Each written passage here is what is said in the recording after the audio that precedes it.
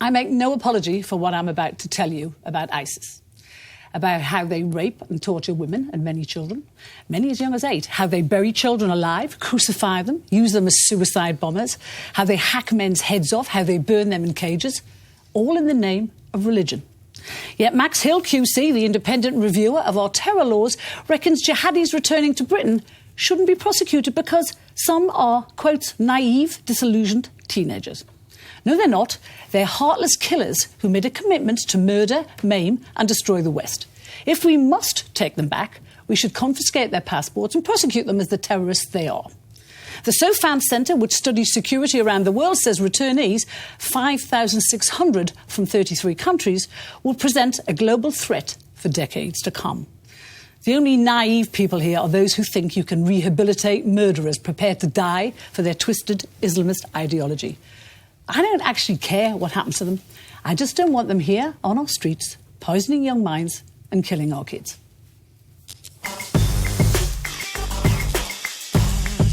Oh, Carole, well, I was really hoping that this wouldn't be a debate about whether ISIS is bad or not, because I think we all agree that they are despicable and that the crimes that they've been carrying out are horrific. And I can't imagine anyone would disagree with that. But it's all right for you to say you don't care what happens to the people who join. But unfortunately, there are people in this country whose job it is to care what happens to them. We have to deal with the people who are coming back. So the number that I've got here is about 800. Why do we have to deal with them? Why are we letting them come back in the first place? Because they're British citizens. And some of them are coming back. British citizens who left this country to kill children, to murder and maim. And why are we letting them back? They don't deserve to come back. So you think we should outsource our responsibility and let someone else deal with the problem? I don't care what happens to them, like I said in the intro. I don't care what happens to them. I just don't want them back here because they're killers. They have no mercy. You know, ISIS, their savagery knows no bounds. They're inhuman. What they have done to people and to children is inhuman. Like I said, we all agree about that. So fine. So why do you want them in this country? Why do you want them on our streets? Because they get sent to prison when they come back for piddling amounts of time, and then they're released back onto the streets. Do you really think that a little de-radicalisation programme in prison, which is not compulsory, by the way, they can take it or not? Do you really think that's going to sort them out and they're going to be good citizens and go work in Tesco's or serve burgers? They're not. I don't think what you're saying is realistic or constructive. I think we would all like for people not to have left Britain to join in the first place, and we would like it even more if ISIS didn't exist. So all the experts and weren't committing the horrific acts. But this isn't a constructive conversation. The reality is people are coming back. Some are coming back actually using their British passports, and it's not being detected that they went off to join ISIS till they're here. So once they're here, there is nothing you can do. Now, the quote that you're using from Max Hill, the independent reviewer of terrorism, I find it misleading, I have to say, because what he's saying is we have a criminal justice system in this country that reviews people, and when they've been involved in terrorism, reviews them very, very carefully. And the reason why some of them are not being prosecuted is because they couldn't make a case. So the organisations reviewing them will be our intelligence services. They'll be like the intelligence service that Andrew Parker said last week had never been under bigger threat than they are now. And you talk about this guy Hill. His predecessor, a guy called David Anderson, said that returning jihadis were the single biggest threat to this country and would remain so for decades to come. Well, I'd like other people to come in, but I think there's a lot of confusion in what you're saying, because the threat... There's no confusion in what I'm saying. No, there is, because the domestic threat to terrorism is not necessarily coming from people who have been fighting for it. And the former director of counter-terrorism for MI5 has said, actually, the bigger threat to domestic terrorism in the UK is not... You never want to focus on Islamic terrorism, on Islamist terrorism. No, you never want to focus on it. I can't even have this conversation with you because you're not engaging with the issue, Carole. I am. I'm absolutely engaging with the issue. Let's just hear what the current MI5 Director General, Andrew Parker, had to say about this. We're now running well over 500 live operations involving around 3,000 individuals known to be currently involved in extremist activity in some way. As well as those we're looking at today, risk can also come from returnees from Syria and Iraq, and also the growing pool of over 20,000 individuals that we've looked at in the past in our terrorism investigations. Now, pretty unprecedented that a Director General in that position would even give a speech, and the numbers that he shared, wholly unprecedented. Where I think you're both right. Of course, no one is going to defend what ISIS did. Absolutely. So let's park that. We all agree it is a barbarous, medieval death cult who needs to be defeated. And I agree with you, by the way, the fact that they're going to wander in and they're deemed to possibly be naive is wrong either. So I ask, what happened in 2014...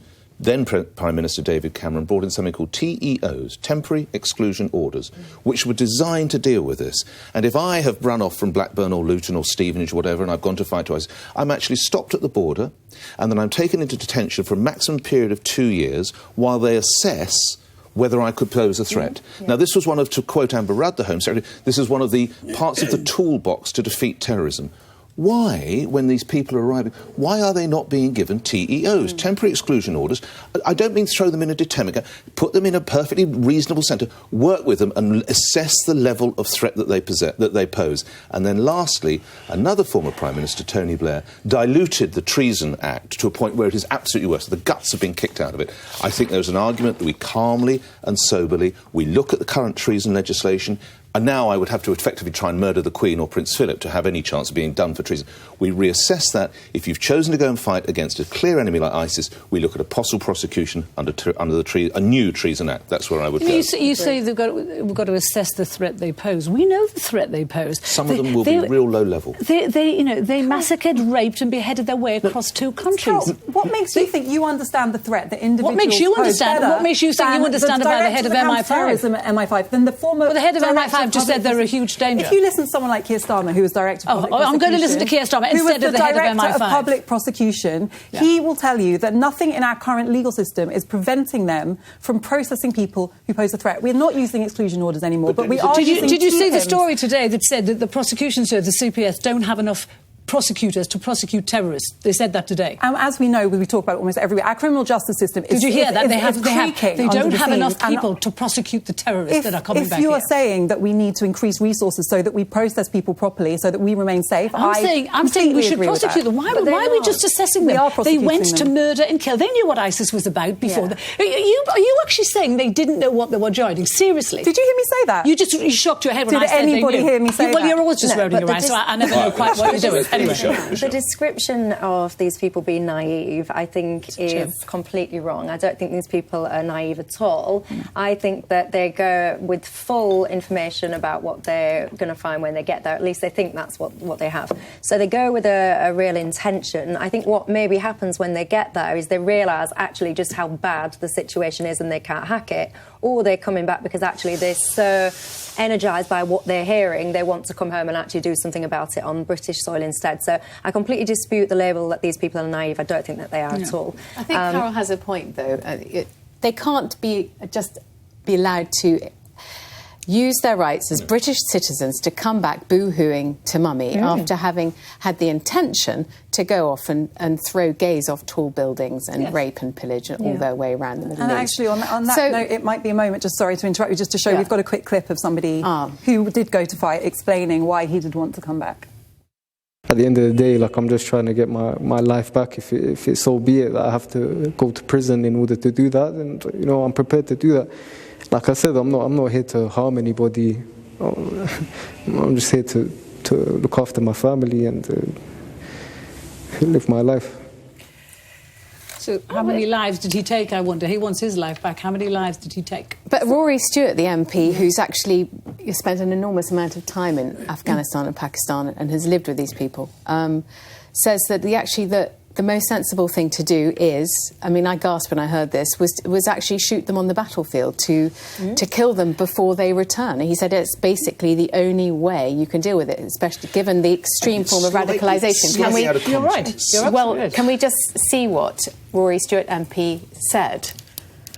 He said, they believe in an extremely hateful doctrine which involves killing themselves, killing others and trying to use violence and brutality to create an 8th century or 7th century state. We have to be serious about the fact these people are a serious danger to us, and unfortunately the only way of dealing with them will be, in almost every case, to kill them.